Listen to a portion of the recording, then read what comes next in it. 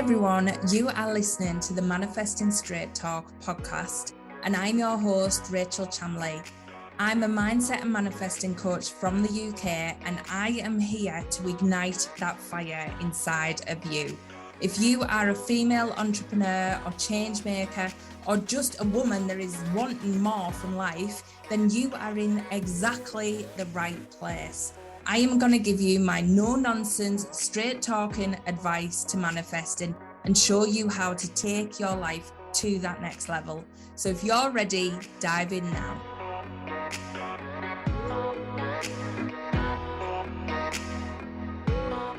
Hi everyone, welcome to this week's episode. This week I am joined with my gorgeous friend, Wendy Harrop. Wendy runs the Phineas Wright House company, but it's a whole venue and an amazing place. And she creates the most amazing experiences for women, but also not only at her space, also international now, Wendy. We met in France in person finally, and Wendy's now here to share her amazing story with you all. So hi, Wendy.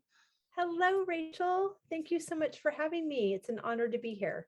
Thank you for coming on. It's been a long time coming, I think. We've known each other virtual for years and probably just really connected more deeply lately, which I'm super happy about, by the way. I am too. However, I do believe that I was the first person to write a review for your podcast. Wow. Oh, amazing. I feel After honored. episode 2. Wow, that is incredible. And you're saying that on a day where I've just hit 200 episodes. That's amazing. I know. Congratulations. That was from starting and thinking, who is going to want to hear this? You know, am I going to have enough to say? And 200 episodes down, I'm still going strong. So it's going well. Congratulations. That is amazing. And you do have a lot to say. And I'm a happy listener to it. Oh, well, thank you so much. And for anyone who doesn't know you, Wendy, I know a lot of people in our world do, but for anyone listening here in the UK or my other listeners in America, introduce yourself. Tell me a bit about you. Sure. As you mentioned, I'm Wendy Harrop, and I do own the Phineas Wright House. That is an antique home and barn on a small farm in rural Massachusetts. So Massachusetts is on the East Coast, but I have only been a New Englander for the past 9 years. I grew up in California, but had a very long time dream ever since I was a child to live in New England because my mom's family all lives here. And my parents moved to California just a few weeks before I was born. So I had always lived in California wanting to be in New England, where a lot of New Englanders wish they were in California, especially during the winter. I'd be with you though. Massachusetts looks amazing. It's beautiful. I love living where there are seasons, and I have found it's very interesting. I feel like it makes time pass more quickly. There are so many things, so many discoveries that I make every few months because this property looks completely different during each season. So because it changes so often as well, there are some things that I forget. So I don't remember, oh, that tree has bright pink flowers in spring, and spring is not really until May here, where in California, everything was blooming in February. So it's very different. And I love the momentum of it. I love that even if it's cold, it's not going to be cold for long. And if it's hot, thankfully, it's not going to be hot for long. Yeah, I remember looking at your Instagram and thinking a couple of months ago, there was a blanket of snow everywhere. And then suddenly you're out mowing the meadow and it is absolutely beautiful sunshine. Yes. Now, we have seasons, but mine are very mild compared to what you have. We won't have anywhere near the winters you have, but we don't get the summers neither. Yes, that is one thing that I was always warned about as a child and into adulthood, as I always spoke about relocating to Massachusetts. People would always ask, oh my goodness, are you ready for winter? Are you ready for winter? And I guess I just geared up mentally and from a wardrobe standpoint for winter. I had a total coat addiction. I love coats. Yeah. And I'm so many, none really functional for actual winter, but I look darling. And I think that's very important. But I didn't really know what to expect when it came to summer. So a part of moving to New England, I had been a wedding planner for my entire career. And after about 25 years of planning weddings in California, we finally moved to Massachusetts. And one of my dreams was to transition a bit from being a wedding planner to also having a wedding venue. So that was really the key factor in my search, was a beautiful house with a gorgeous barn. Yeah, which you have. Which I have. The house was built in 1785, and the barn is probably about 1815, and it has never been remodeled. So it is extremely rustic, but to this Southern California born and raised girl, it is oozing with charm and character and soul. And I just remember the first day that I came to look at the house, the realtor pulled open the huge barn door, and I just saw this expansive, beautiful, dreamy space that was full of junk. There still is a canoe in the rafters, and there was a hole in the roof. So it had been raining on this canoe and on a lot of the structure, which is a problem. Yeah. We've learned since that water is the enemy of wood. Yeah. But there was this canoe and birds were making a nest in it. And I was just completely overcome. It's like, I'll take it. I was so excited. Just, not made of stucco or concrete like everything in my Southern California world was. So I was just transported to another time and place by being here. And it was a place of my dreams. Yeah.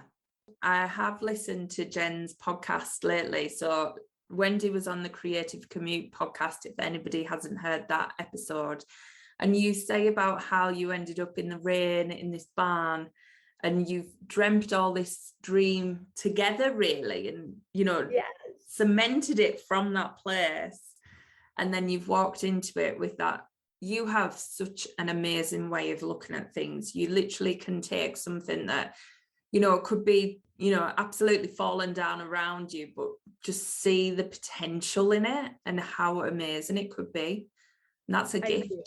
Thank you. I received that, and I would say that is most certainly a superpower. Yeah, it's it's an expensive superpower because seeing potential in things.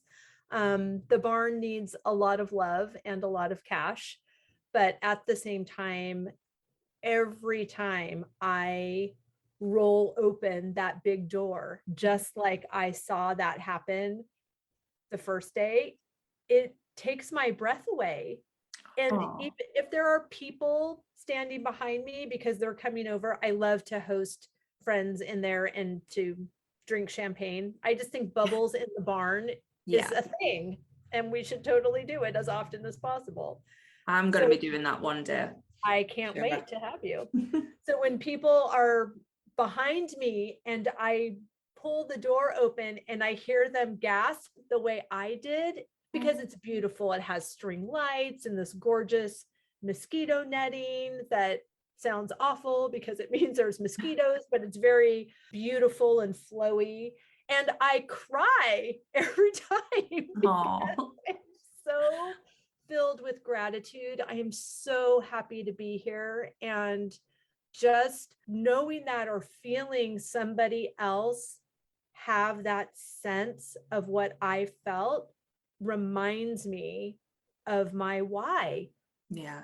Every time. And every time I pull in the driveway, I can't believe I live here. This is so gorgeous. I just want everybody to listen to the emotion that's in your voice, Wendy, because you are an absolute master manifester anyway. But that connection with the gratitude and just the awe of what you've created just brings so much more love and light into everything you do. And this is how you manifest, people. That emotion, you recreating that is just so magnetic.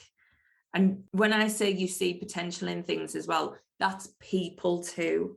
Yes. A part of what you do is really to bring that joy, but through experience, to be able to show people how they can experience more joy and love and more confidence in who they are. So explain a bit about that, because that is a gift in itself. Thank you. I feel that being here and finally living this dream was a giant permission slip that I signed for myself. And so having that feeling and being reminded of that feeling, as we just spoke about, every time I pull in the driveway, I want that so much for other people, and to curate opportunities for women to say yes to themselves is what my heartbeat is. So those can be events here on the property, and there are some tenets or some pillars for those types of events, so that we're really holding space and giving space to the result that we're all looking for. And so all of the events that are here, the experiences really that are here, are intimate. They're very small group, maybe 10 people, 20 people at the most. Yeah. They are interactive. So whether I'm leading a workshop, maybe a floral design workshop in the barn, where we're going to start out in my flower fields and we're going to harvest these beautiful dahlias that I've grown, and boy, are they a labor of love, but I'm happy to share the goodness. I've seen that on Instagram today. I was like, wow. Yes, when I was in California, we grew dahlias, and it's warm enough that you can keep them in the ground over the winter, but they are not hardy enough for New England winter. So they have to be dug out and stored and then divided and then put back in the ground. And then you hope that they grow. And so that's a really fun thing to share. And then the third tenet of that is that they are immersive. So these experiences are 4 hours long, because I just feel like the pattern interrupt is so important to really feel transported, to really feel like you allowed yourself to receive the goodness of this dreamy day in somebody else's property.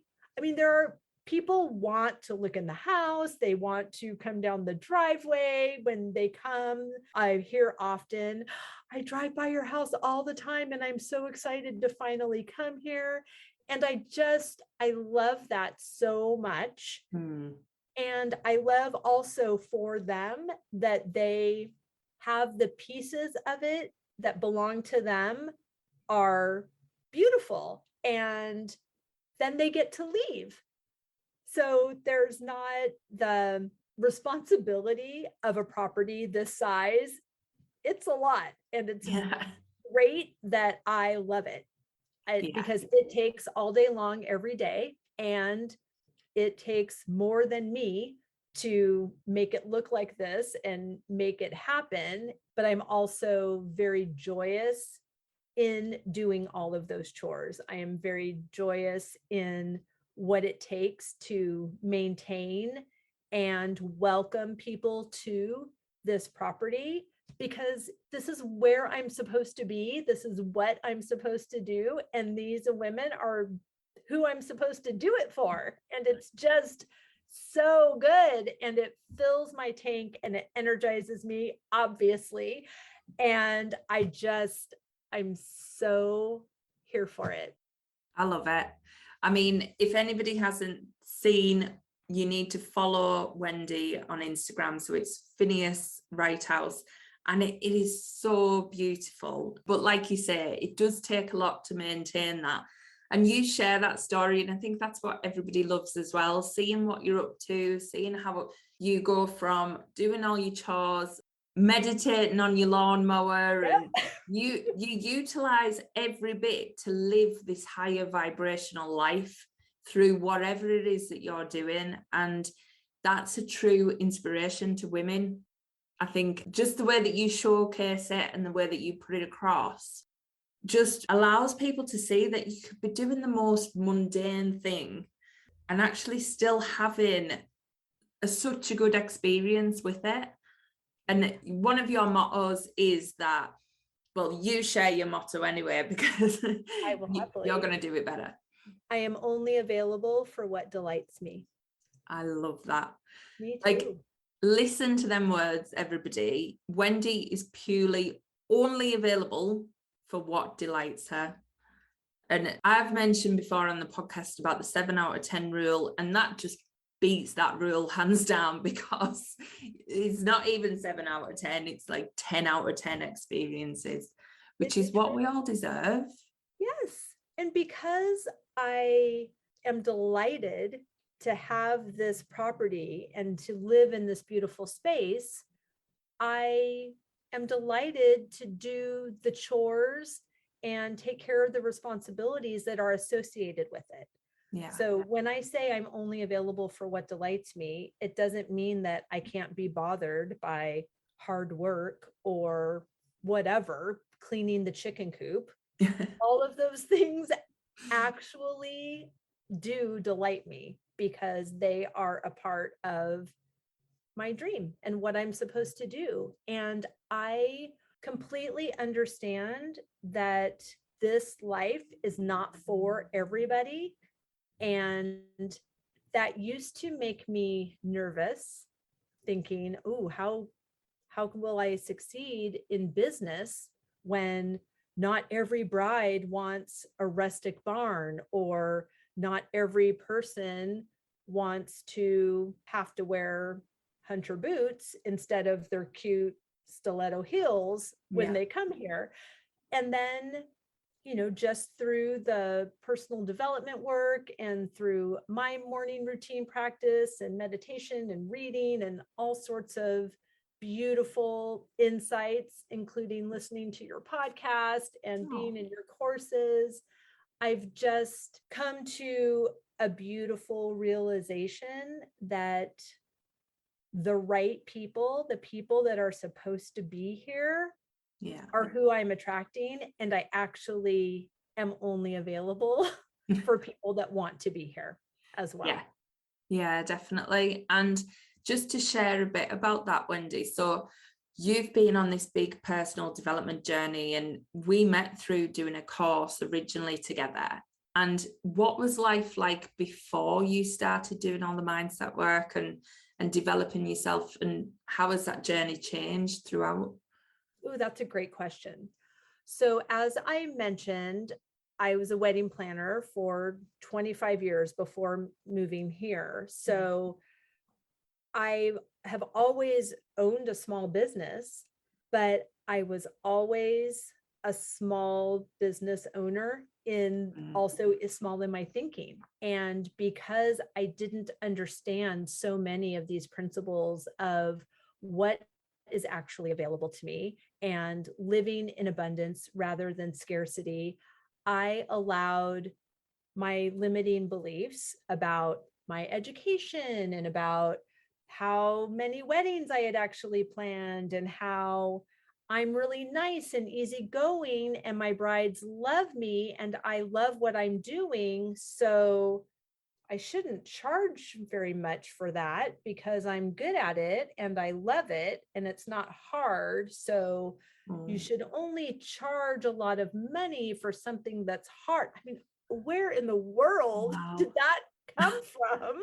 But that was apparently the soundtrack, because that's how I acted my whole career. And I never paid for advertising. I always had plenty of business based on word of mouth, but I didn't allow myself to believe the word of mouth. Yeah. And it wasn't until that course that you and I took, which I heard you say a couple of episodes ago, that that was the first time you had done anything like that. Yeah. Of course, I had never, ever invested in my business.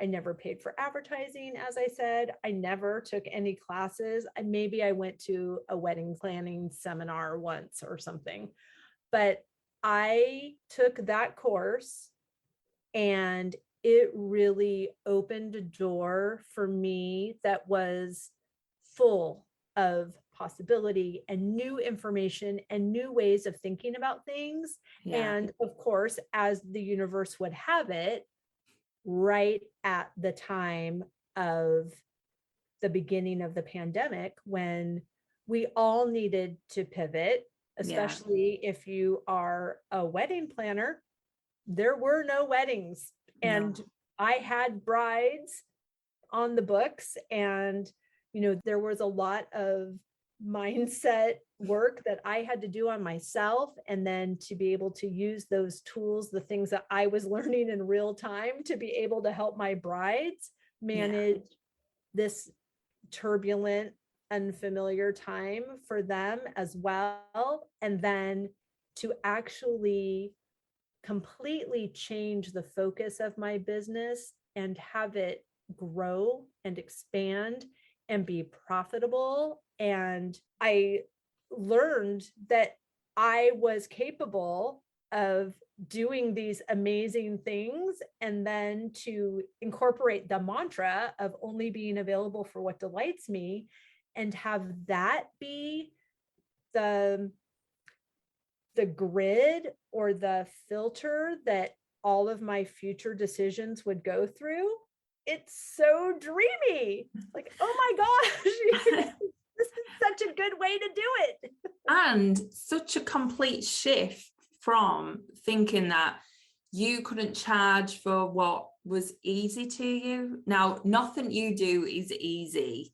The work you put in, you put hard graft into everything you do. But like you said, because it delights you so much, it doesn't feel hard. It doesn't feel draining. I bet you're very tired sometimes. Yes, I am. But there's a difference, isn't there, between doing what you enjoy and it being hard work, but it doesn't feel hard. Because I work long hours, I do a lot of stuff, but it feels good all the time. It energizes me. So it doesn't feel, like you say, it doesn't feel like you're putting a hard day in. Well, right. Well, it's not soul sucking. Yes. It is soul energizing.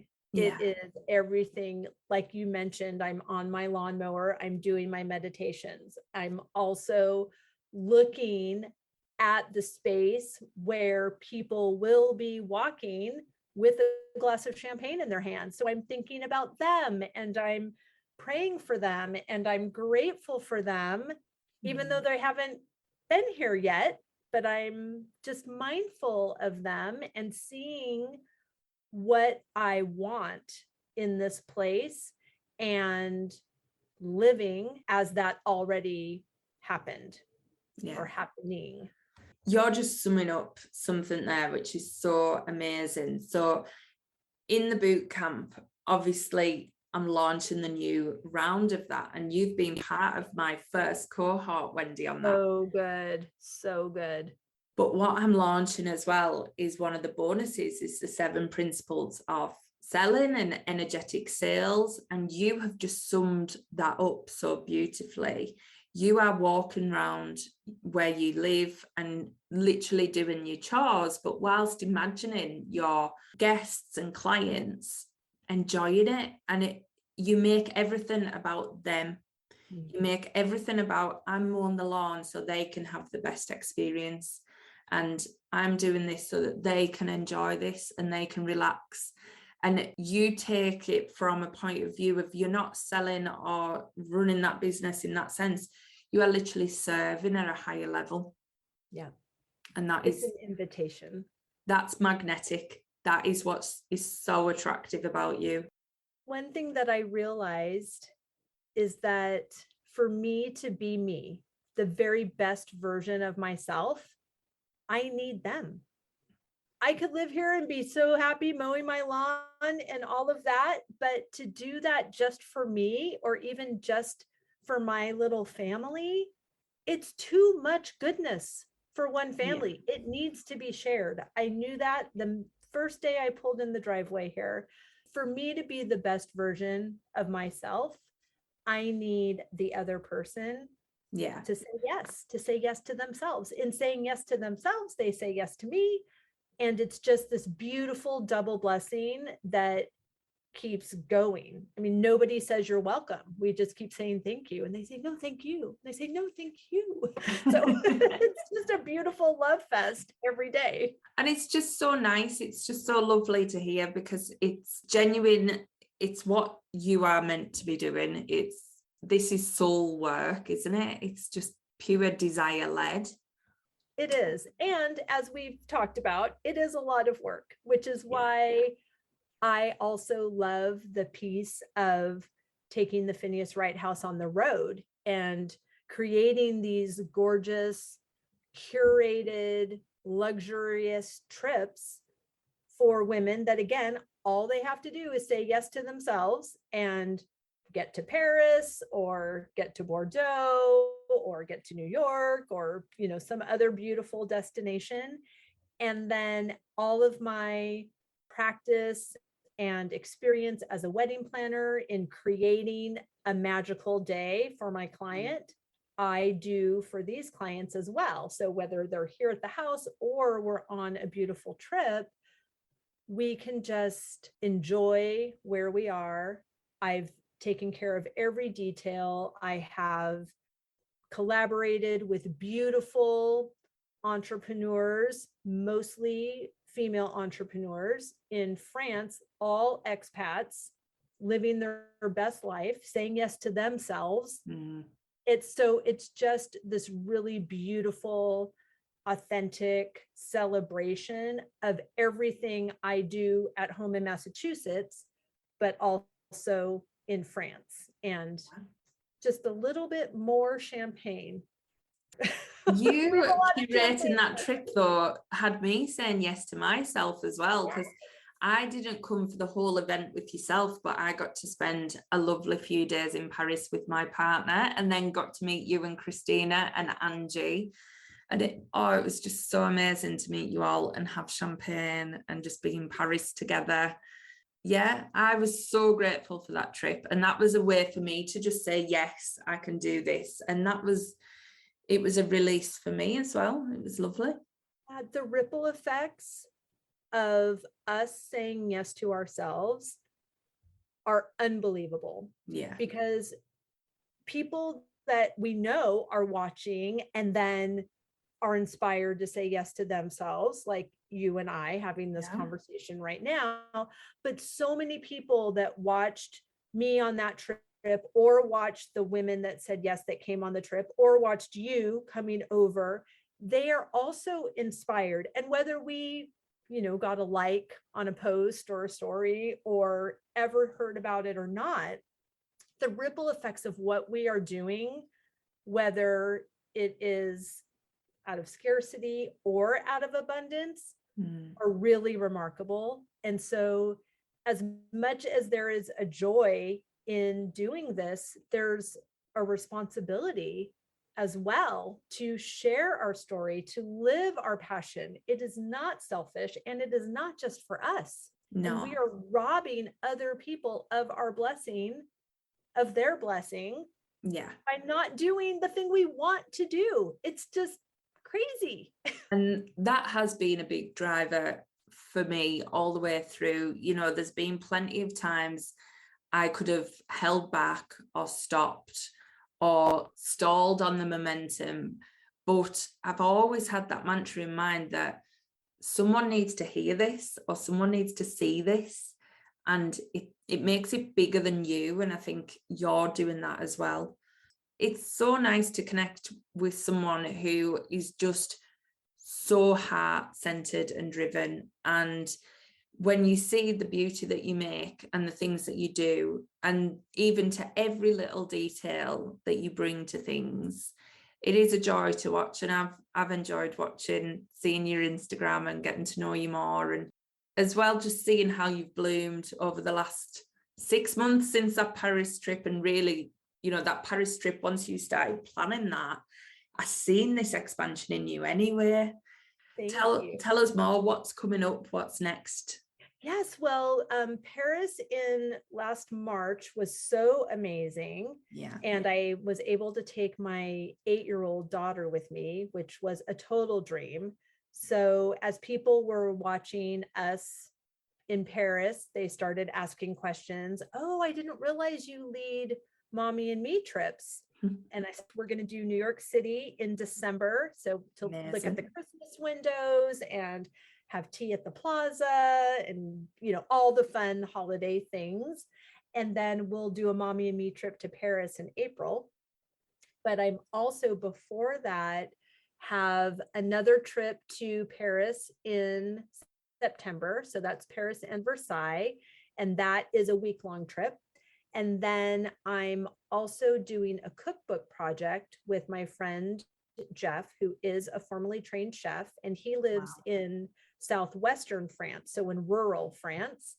And we are shooting the cookbook, the summer and fall edition of the cookbook. We're going to be shooting with Sylvie, another Happy Heller person. I have one of her works here right oh, next do to me. you? So, oh my gosh.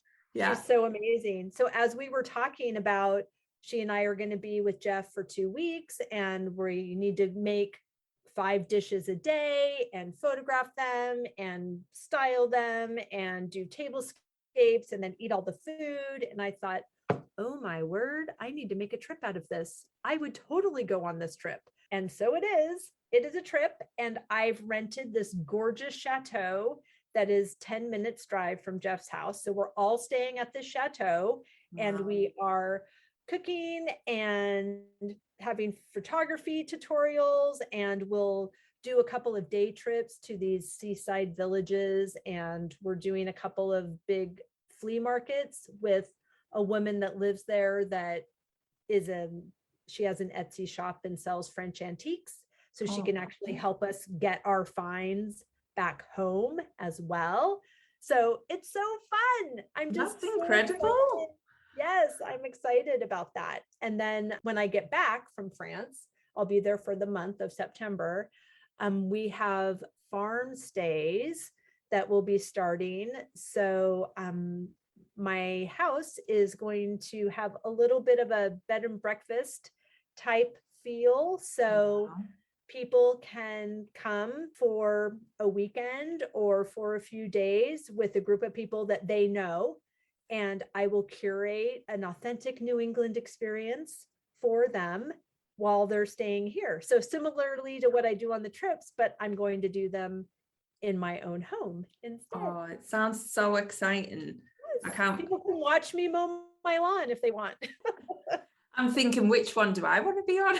Right. There's plenty. Take a stand for the and do all that delight you. I'm doing all of them, so you can do all of them too. I know. Well, I'm thinking future retreats, Wendy. I'm thinking you have a perfect place for when I come and do an American style retreat. Yes, I do. And I would love that so much. That would be amazing. Yes.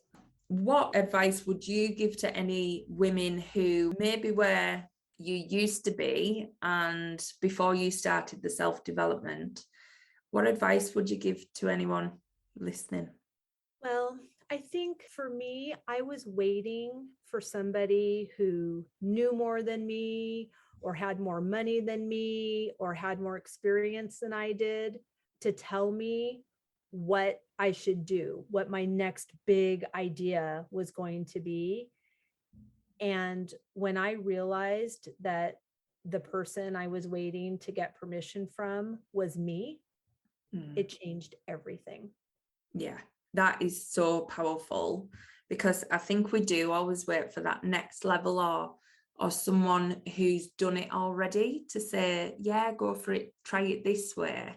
And from the boot camp, that is the one thing that we all do. We all take all the courses and we do all the things like everyone else, but there's still that little bit missing. And it's down to us to find that next step from our soul's blueprint that's already designed and already knows the way for us to do it. It's true. That's one of the things that was probably my biggest takeaway from the boot camp, was having you help me access my wiser self. Yeah. And that she already knows, and to answer questions the way she would, or see opportunities the way she does, as already done. It's like, oh, that was so easy. Why am I even contemplating this beautiful decision to go on a trip or try this new thing that I think would be transformational for other people? Of course, that's a yes. Of course, because it's already done.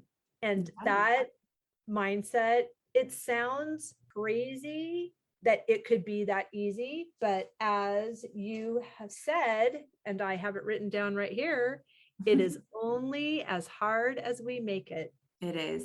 It is so true, because everything around the boot camp it's not me telling you how to run your most successful business, because I can't do that. But what I can do is help you unlock the version of you that is already running the most successful business, and take advice from her. So you've done that brilliantly and just stepped into it and really access that high level information for yourself as well.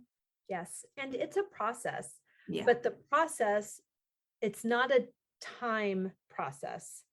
It's a process of getting to the place where you are ready to change the way you've been doing things into the way that they need to happen. There were things in that original class where we met a couple of years ago that I thought, ooh, like I need to write that down. I don't know exactly what that means, but I feel like it means something good. And then over time, I thought, oh, rising tides raise all ships. I know what that means. Like, my energy has an effect on your energy, and your wins are my wins. And I get that now. And even with manifesting, I understood seeing what I wanted and articulating that. But the concept of becoming the vibrational match for the thing that we're asking for, I was like, I don't think I know what that means. So I guess I don't get what I want. I mean, how sad.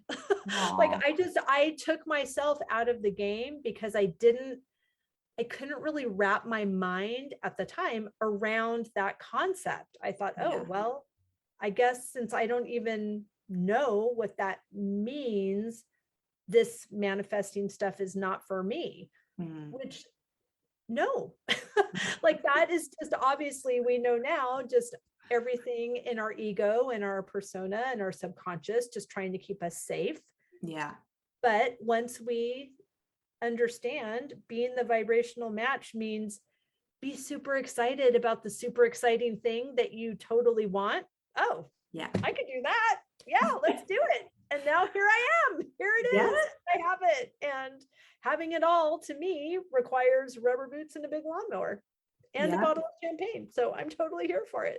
And that is so amazing, because I think people, when they first think of manifesting, I mean, let's just put it out there, everybody's manifesting. you're doing it now, so you might as well just get damn good at it. That's Because otherwise it's just going to be happening anyway. Yep. But one thing is, I think people find it quite superficial. So they think, I'm not into loads of money, or I'm not into, just wanting the fancy car and all that type of stuff. But actually, people might get into manifesting for them reasons, for the extra money, for that, flash lifestyle. But actually, you find a deeper part of yourself that does enjoy the luxury. Don't get me wrong, I love the luxury, but I also don't need the luxury. I'm very happy on a very nice walk in nature and taking all of that in. And like you said, doing your chores and cleaning out the chicken coop, but you can find joy in that. That's the difference. We're not looking for something else to fill a void and make us happy. Yeah, it's just an extension of what we're already doing, and how we do one thing is how we do all things. So if we're crabby and negative when we don't have the money we want, we will be crabby and negative when it will never be enough. So like you said, we are manifesting all the time. If we are just manifesting things we say we don't want, but we're focusing on them, that's what we focus on grows. So switch the focus. It makes so much sense. Yeah. And we are abundant queens who are just living our best life. And very excited to see where it takes both of us, Wendy, because we are on a huge journey. So any last words that you'd want to say to anybody, or to anybody thinking about joining the boot camp? Any advice? Oh, the boot camp is so great. I think the thing that I really loved about it is I've known who you are for a couple of years. I've listened to the podcast, and when I saw that you were doing the boot camp, mainly because you had mentioned that the idea came from after your time in Paris, and I just thought, ooh, I'm a little bit a part of that. So I would like to be a little bit a part of this. And it's just following that curiosity. So whatever your listeners are drawn to, if they're wondering more about this boot camp, follow that nudge, follow that niggle, as you would say, follow that, because that curiosity is your wiser future self tapping you on the shoulder and saying, let's go, it's over here. So really trust yourself, because you are trustworthy. I think that's the key point. Most people think, it's going to be like a big lightning bolt that comes out the sky and tells you your next move, but it's these little subtle signs. I mean, this whole journey started for me, going to see a tarot reader. And then, he invited me to a weekly class, and, just them little things that I thought, I really want to do that. That was the start of everything, really. I didn't have any intuition before. Well, I obviously did, but I didn't know about it. So even if you are in a place where you're thinking, I'm talking about energy, will you get it? What would you say to anybody who is maybe worried about that? Well, I grew up going to church. So I learned in my church that anything that was tarot reading or anything like that, like, oh, that's very bad. And only what comes in this little box is acceptable. And through my journey, I've just been able to open my heart and my mind to different interpretations of what I know to be true. So for me, growing up, what we now call my intuition, my mother would say, oh, that's the discernment of the Holy Spirit. So that's just, it's telling you the right thing to do. It's what to do. And so knowing that, just based on my background, believing that, God created me in his image, and this is the way that he speaks to me and through me. So transitioning it to these other areas is actually quite familiar to me, and Yeah. I can believe it, and I do believe it, and I absolutely believe that the universe is benevolent and that the source of everything I need is not a person, but in the spiritual realm. And I'm a part of that spiritual realm. And so this is just spirit talking to spirit. So I don't know if that makes it more confusing or more or easier, but it's just, you can trust yourself, because that thing, that whisper, is actually the divine inside of you. The way you summed that up was just perfect. It's spirit talking to spirit. I talk about the divine, I talk about everything being energy, but for anybody listening, they'll just get that, it's that divine essence talking to the divine, and that's what it's about. It's about that co-creation, that relationship. Just summed that up so well. Thank you. Thank you. You just get to be witness to the divine. Yeah. And it's beautiful. And the magic. Oh, it's amazing. Gorgeous. I could literally talk to you all day, Wendy, so I won't keep you much longer, but thank you so much for coming on. We'll be having you on again when we see how amazing these next experiences are going. Yes, please. I would love that. Okay, well, I'll catch you soon. I'm Rachel Chamley, and you've been listening to the Manifesting Straight Talk podcast. If you're not already following me on social media, make sure you come and find me on Instagram. I'm at Rachel Chamley, or come and join the Manifesting Straight Talk Facebook group. All my details are in the show notes, so you can catch me there. But I hope you've been left feeling inspired after this podcast. It was so much fun. Join me next time for another episode of Manifesting Straight Talk.